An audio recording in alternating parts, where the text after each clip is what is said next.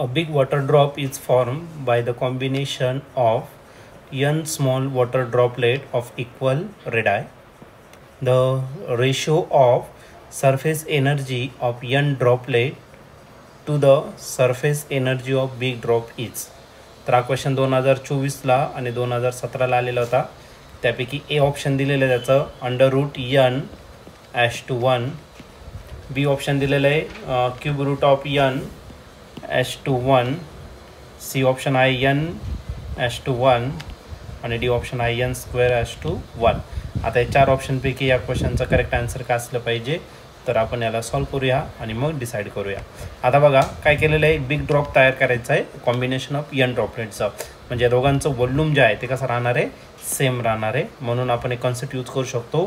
काय करू शकतो, वॉल्यूम ऑफ सिंगल ड्रॉप. या सिंगल ड्रॉपचं volume is equal to volume of n droplets. एका ड्रॉपचं वॉल्यूम आणि n ड्रॉपलेटचं वॉल्यूम दोघांचं कसं राहणार आहे, सेम राहणार आहे. आणि सिंगल ड्रॉपचं वॉल्यूम जर घेतलं तर ते किती असणार, तर 4/3πr. सिंगल वॉल्यूम आहे त्याच्यासाठी r जो आहे तो काय घेऊ आपण, कॅपिटल घेऊ, ठीक आहे. आणि एका सिंगल ड्रॉपचं जे वॉल्यूम आहे ते किती राहणार, तर 4/3πr. कोणता घेणार आहे, स्मॉल r घेणार आहे. अशी किती ड्रॉपलेट आहे, तर n ड्रॉपलेट्स आहे. तर यांनी याला मल्टिप्लाय केला. आता याच्या बऱ्याचशा टर्म कॅन्सल होणार, जसं की 4/3π आणि 4/3π काय झाला, कॅन्सल झाला. म्हणजे आपल्याकडे काय शिल्लक राहिलं, तर आपल्याकडे शिल्लक राहिलं आहे r³ is equal to n small r³. Okay. आता याचं काय करून घेऊ, क्यूब रूट घेऊन टाकू. Taking cube route.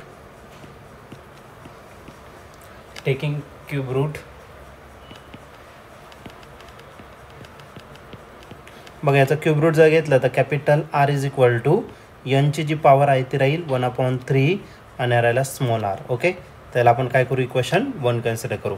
आपलं जे फाईंड करायचं, रेशो फाईंड करायचा कोणाचा, सरफेस एनर्जी n ड्रॉपलेटचा आणि बिग ड्रॉपचा, ठीक आहे.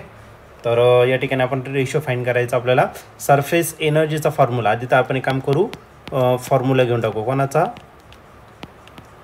सरफेस एनर्जीचा. सरफेस एनर्जीचा फॉर्म्युला जर घेतला तर सरफेस एनर्जी किती असणार, तर त्याच्यासाठी फॉर्म्युला घ्यायचा आपल्याला surface tension into surface area. तो बेसिक फॉर्म्युला आपल्याला ठिकाणी यूज करावा लागेल. Surface energy is equal to surface tension into surface area. Okay. Surface energy आपण ई ने रिप्रेझेंट करू आणि सरफेस टेन्शन टी ने, आणि सरफेस एरिया जो आहे तो किती असणार, तर 4πr². आता r कोणता घेणार आहे, तर जनरल फॉर्म्युला घेतलेला आहे आपण. जर तुम्ही सिंगल ड्रॉप घेतला, मोठा ड्रॉप, तर तिथं कॅपिटल R घ्या आणि n ड्रॉपलेट असेल तर स्मॉल r घ्या, ठीक आहे. तर मग आपल्याला रेशो फाईंड करायचा, कोणाचा रेशो फाईंड करायचा आहे, तर surface energy ratio n droplet to single drop. Okay. मग सरफेस एनर्जी n ड्रॉपलेटचा, तर त्याला आपण E∑n घेऊ आणि divided by surface energy big single ड्रॉपचा. ओके.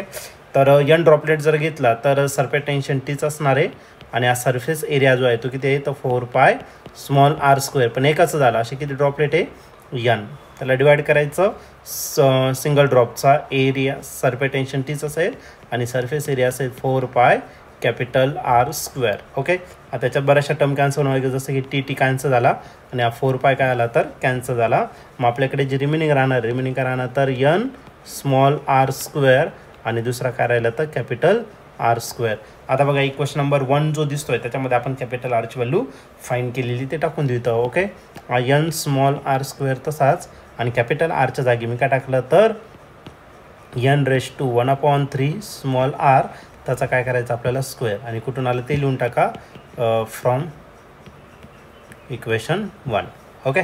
आता याला फक्त सिम्प्लिफाईड करायचा, मग आपल्याला हा रेशो भेटून जाईल. मग बघा सरफेस एनर्जी कोणाचा घ्यायचा, n ड्रॉपलेटचा divided by surface energy of single drop. Okay. n तसाच घेतला, स्मॉल r² तोही तसाच ठेवला. आता n ची जी पॉवर आहे ती किती राहिली, तर 2/3 आणि rचा काय झाला, स्क्वेअर. आता नेक्स्ट केसमध्ये इथला r² आणि इथला r² काय झाला, कॅन्सल. मग रिमेनिंग टर्म परत राईट करून घेऊ आपण. En divided by E is equal to काय भेटा आपल्याला, n divided by n raise to 2/3. हा n रेस टू 2/3 इकडे प्लस आहे, न्युमरेटरला जर घेतला तर तो का होणार तर मायनस. मग n रेस टू 1 मायनस किती राहिलं तर 2/3. याला जर सॉल्व केलं तर याचा सॉल्व केल्यानंतर आपल्याला आन्सर भेटेल n रेस टू 1/3. आणि 1/3 म्हणजेच आपलं काय तर क्यूब रूट असेल. ओके, क्यूब रूटसाठी आपण याला 3 क्यूबमध्ये लिहिणार आणि n आणि रेशो काढायचा आहे (1). ओके, माझा रेशो en अपॉन ईचा हा रेशो किती असेल क्यूब रूट ऑफ n (1). ओके, हे त्याचा फायनल आन्सर असेल. आता एक काम करू, याचं ऑप्शन चेक करू. आणि तर या ठिकाणी ऑप्शन जर चेक केलं तर ऑप्शन नंबर बी जो आहे तो या ठिकाणी आपला करेक्टली मॅच झालेला आहे. म्हणून या क्वेश्चनचा आन्सर ऑप्शन बी असेल. ऑप्शन बी म्हणजेच काय क्यूब रूट ऑफ n (1) हे त्याचं काय असणार